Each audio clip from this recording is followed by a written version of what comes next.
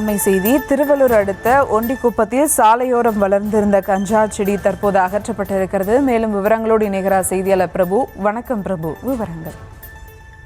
வணக்கம். திருவள்ளூர் அடுத்த ஒண்டிக்குப்பத்தில் கடந்த 2 தினங்களுக்கு முன்னர் போதை ஆசாமிகள் 4 பேர் சேர்ந்து பார்த்திபன் மற்றும் சுகுமார் ஆகிய 2 இளைஞர்களை கல்லால் அடித்து கொலை செய்த சம்பவம் அரங்கேறி பொதுமக்களிடையே பெரும் அதிர்வலைகளை ஏற்படுத்தியது.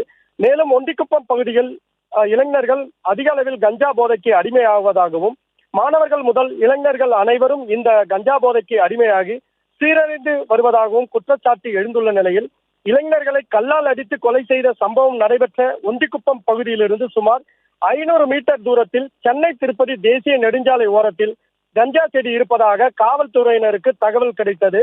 இதனையடுத்து விரைந்து வந்த போலீசார் சாலையோரம் 1 அடிக்கு வளர்ந்திருந்த கஞ்சா செடியை அங்கிருந்து அப்புறப்படுத்தி எடுத்துச் சென்றனர். கஞ்சா செடியை யாரேனும் வேறு எங்கேயாவது வளர்த்து வருகிறார்களா என்றும் போலீசார் விசாரணை நடத்தி வருகின்றனர்.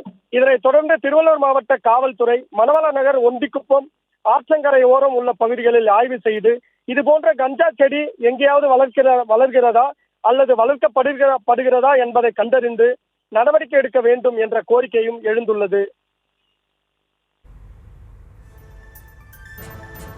விவரங்களுக்கு நன்றி பிரபு.